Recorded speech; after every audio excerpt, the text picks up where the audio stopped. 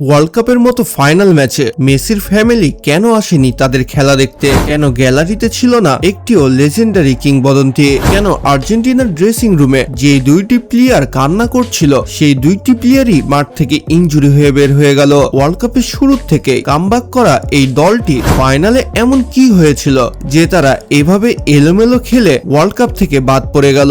জি হ্যাঁ বন্ধুরা, এখানে কোশ্চিন রয়েছে হাজারো। ফিফা কি সত্যি দুর্নীতি করেছে, নাকি আর্জেন্টিনার দলের কাউকে ব্ল্যাকমেল করা হয়েছিল? কেন মেসি ড্রেসিং রুমে বলল যা হয়েছে ভুলে যাও, আমাদেরকে তাও খেলতে হবে, যেখানে তারা নর্মাল ম্যাচগুলোতেও সম্পূর্ণ জোশের সাথে খেলতে নামে? হাফ টাইমে দুইটি গোল পিছিয়ে থাকলেও তাদের মাথাতে কোনো টেনশন দেখা যেত না, কিন্তু ওয়ার্ল্ড কাপের ম্যাচের পূর্বে তারা কেন জানি মনমরা ও টেনশনে ভুগছিল, যেটা ড্রেসিং রুম থেকে বের হওয়ার সময় আর্জেন্টিনার সকল প্লেয়ারদের মাথায় দেখা যাচ্ছিল। তো চলুন এক সাইড থেকে আমরা সকল প্রশ্নের উত্তর বের করি। আমরা 2022 সালের ওয়ার্ল্ড কাপের ফাইনালেও আর্জেন্টিনাকে ফাইনাল খেলতে দেখেছি, তখনও তাদের মুখে ছিল এক প্রকার হাসি, মনের মধ্যে ছিল জোশ, যেখানে বিশ্বসেরা টিমের মধ্যে একটি ফ্রান্সকে তারা হারিয়ে ওয়ার্ল্ড কাপ জয় করে। কিন্তু এখানে কাহিনীটা হয়েছে খেলার মাঠে নামার পূর্বেই। ড্রেসিং রুমে ক্যামেরাম্যানরা কিছু চিল্লাচিল্লি শুনতে পায়, তখনই ক্যামেরাম্যানরা ড্রেসিং রুমের বাইরে ক্যামেরা নিয়ে হাজির হয়ে যায়, কারণ ড্রেসিং রুমে তাদেরকে ক্যামেরা নিয়ে ঢোকার অনুমতি ছিল না। আর আর্জেন্টিনার কোচ লিওনেল স্ক্যালোনিকেও প্লেয়ারদের উপরে চিল্লাতে দেখা যায়।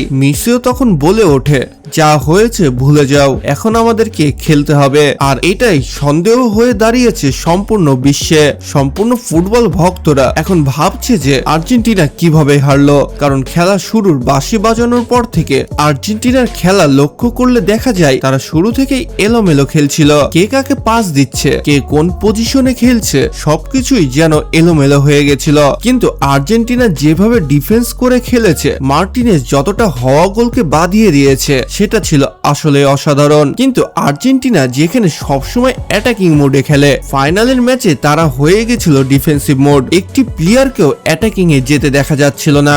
যেখানে তারা চায় এক্সট্রা টাইমের আগেই কামব্যাক করে ম্যাচ জেতাতে, সেখানে তারা হাফ টাইম পার হয়ে যাওয়ার পরেও গোল পোস্টে একটিও শুট করেনি। এমনকি সম্পূর্ণ ম্যাচে তারা ওয়ান টার্গেটে গোল পোস্টে একটিও শুট নেয়নি। তাদেরকে কি আসলে মানা করা হয়েছিল তারা যেন গোল না দেয়? কারণ আর্জেন্টিনার ফ্যানরা সকলেই বলছে যে আর্জেন্টিনার এইরকম খেলা আমরা এক্সপেক্ট করিনি, আর আর্জেন্টিনা এতটাও খারাপও খেলে না। শুরু থেকে তারা খারাপ খেললেও রেফারি যেন ছিল তাদের বিপক্ষেই। জি হ্যাঁ বন্ধুরা, রেফারি শুরু থেকেই কেন জানি স্পেনের টান ছিল, যেখানে স্পেন 24টি ফাউল করাতেও স্পেনের কাছে ছিল 0 ইয়েলো কার্ড, আর আর্জেন্টিনা শুরু থেকে 26-27টি ফাউল করাতে তাদেরকে 4টি ইয়েলো কার্ড ও একটি রেড কার্ডও দিয়ে দেয়। জি হ্যাঁ বন্ধুরা, এনজো ফার্নান্ডেজকে যে রেড কার্ডটি দেওয়া হয়েছিল, এটা নিয়েও আর্জেন্টিনার ফ্যানদের অনেক প্রশ্ন উঠছে যে তাকে এই রেড কার্ডটা কেন দেওয়া হলো, কারণ সেটা আসলে একটি রং ট্যাগেল ছিল না। এনজো ফার্নান্ডেজকে রেড কার্ড দেওয়ার পরে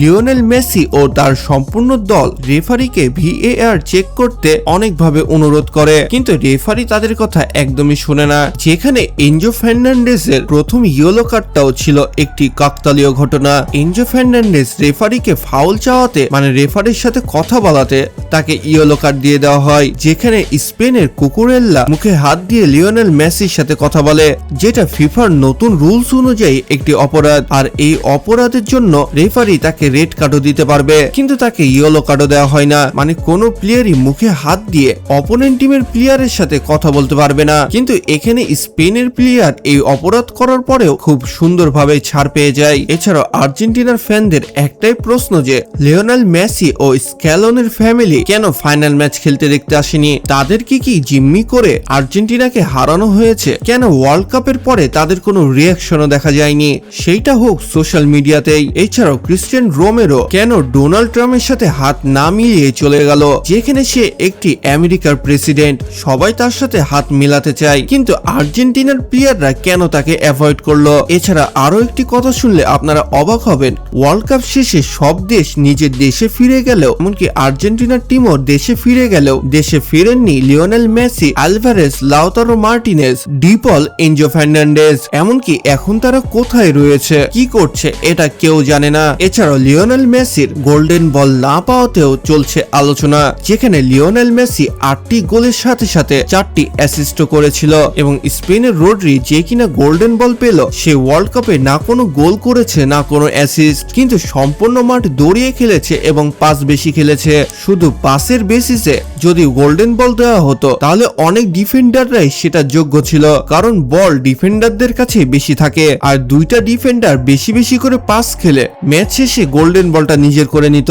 সম্পূর্ণ ফুটবল বিশ্ব জানে যে লিওনেল মেসি আর্জেন্টিনার টিমকে ফাইনালে নিয়ে আসতে কতটা পরিশ্রম করেছে, তবুও আর্জেন্টিনার একটি প্লেয়ারও কোনো ট্রফি পেল না। এবং লিওনেল স্ক্যালোনি কেন মিডিয়াতে এসে বলল দলের নতুন অধ্যায় শুরু করতে হবে, কেন ইঙ্গিত দিল তার রিটায়ারের বিষয়টি, এটা নিয়েও ফ্যানদের মনে অনেক প্রশ্ন।